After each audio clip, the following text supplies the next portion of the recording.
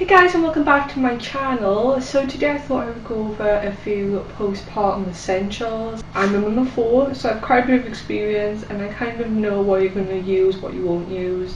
So if you're looking to find things that are actually useful, or you just want to save a bit of money and you don't want to buy absolutely everything, maybe it's your first child and you just want a few ideas of what you actually need to have in the house and how to kind of prepare yourself for those first few weeks and months after your little one is born, then this is the video for you.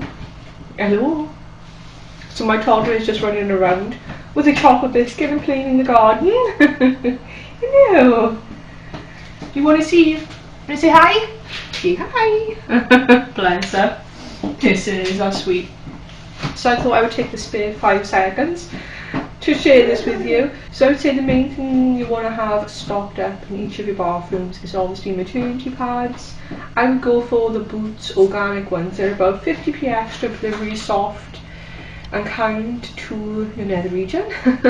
And you definitely want to get yourself some adult diapers. They're amazing. I didn't use them with my first 2. I wish I had. I used them with my 3rd and 4th, and they're just so convenient and easy.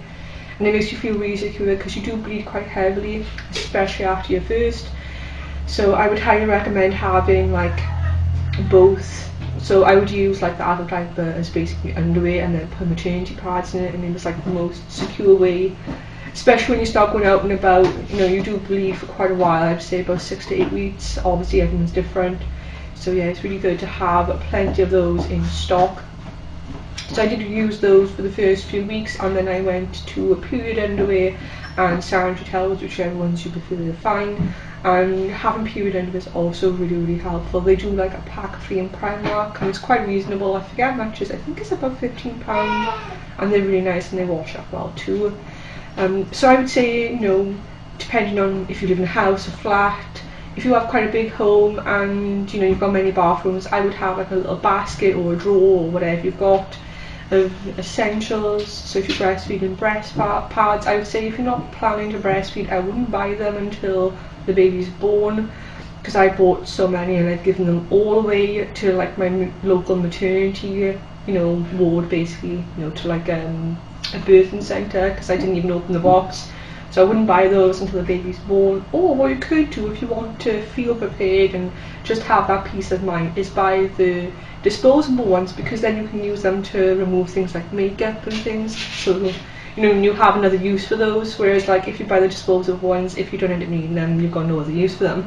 I've also heard that if you are a big producer and you do leak quite a lot, they're using panty liners, because obviously they're really like sticky on the inside.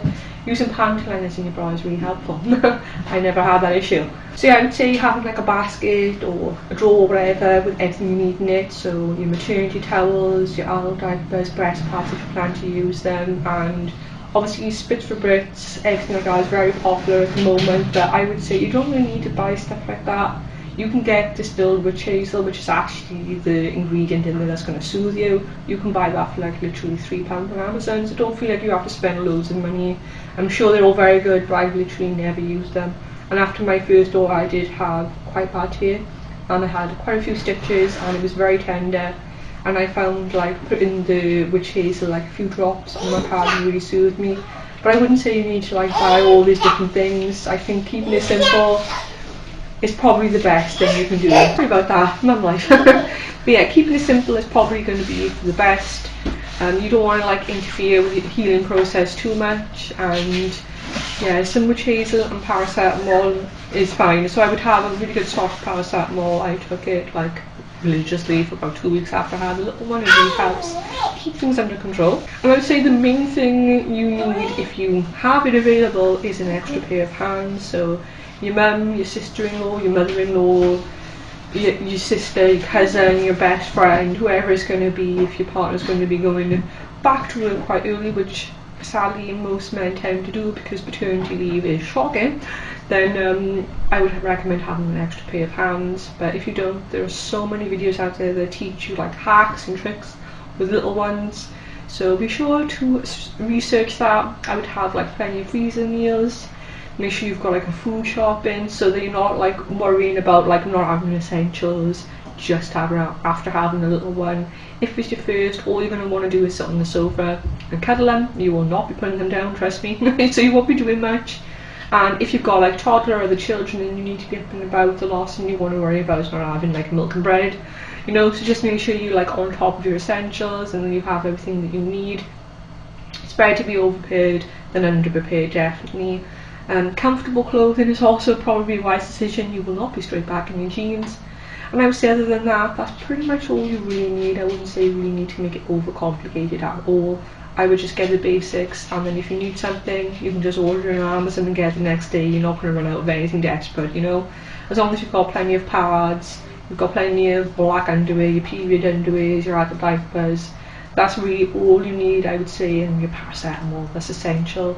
So like I said, having a basket in every bathroom of your house is a really good idea. I did it for mine, so I put a basket upstairs in my main bathroom and then in my downstairs loo, and I just made sure I had everything in there. It just makes it so much easier. And then also having like maybe some stuff in your car or your pram or whatever, just so you've got it with you.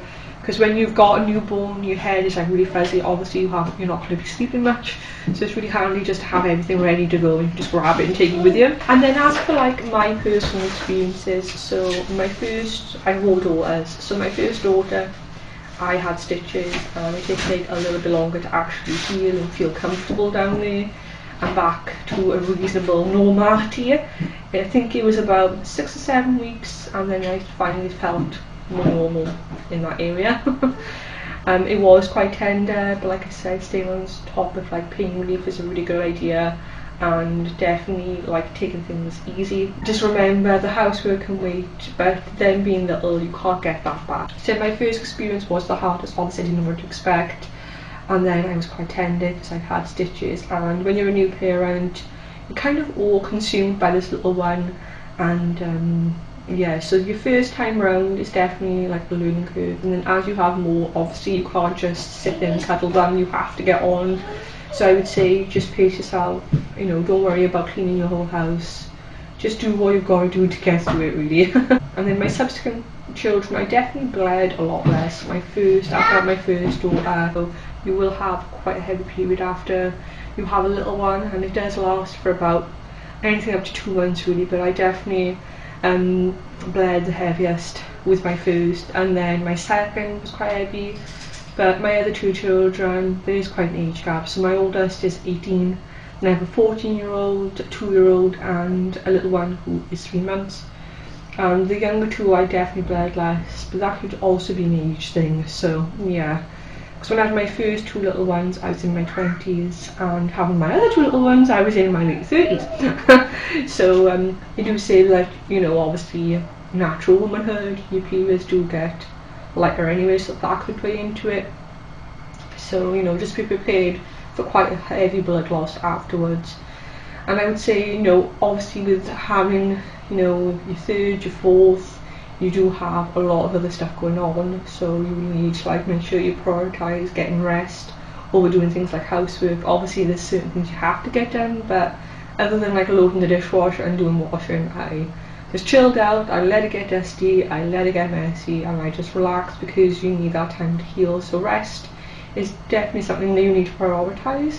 But yeah, my after experiences were, the first one was a bit of a shock like it is to most of us, but then it did get a little bit easier. All I would say, like my 3rd and definitely my 4th, after having a little one, the after pains and the after feeling of like your insides not being right is a lot more intense. And again, it kind of depends on your personal experiences and your birth. But if you would like me to do a more detailed video about like postpartum and everything that, you know, it kind of entails, then do let me know. But I just wanted to kind of go through what you need and what you don't need, because I feel like the market is like saturated with all this stuff that you need. And I think I've seen like a kit online of like all the stuff that you need, and there was so much stuff in there that I literally would never have used, and it was like £150. You don't need to spend that at all. Like I said, you only need your essentials, so your adult diapers, your maternity pads, paracetamol, and then even like the witch hazel stuff. I haven't used that with this pregnancy. Like after I had my 3-month-old, I didn't even open the bottle, so you wouldn't even really need to buy that. Things like that you can buy after you have the little one if you need it. breast pads, you know, you're not going to use them unless you are leaking, which you won't know until you've had the baby, and each pregnancy is different. So, but yeah, I've definitely learned quite a lot. I've learned not to like overbuying things because it's just such a waste. And you know, times we live in, none of us can afford to waste our money. So I hope it helps you. I will put like an essentials list down in the description so you can take like a photo of it if that's a little bit easier for you. But yeah, I would say keep it minimal and basic.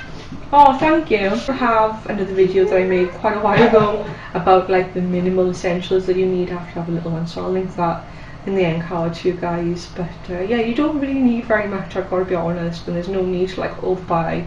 Anything that you need, you can just Amazon it. Anyways, I really hope you guys found this video helpful. Thank you so much for watching it, and hopefully I will see you guys again. So I do apologise as well for all the interruptions, but that is realistic of my life.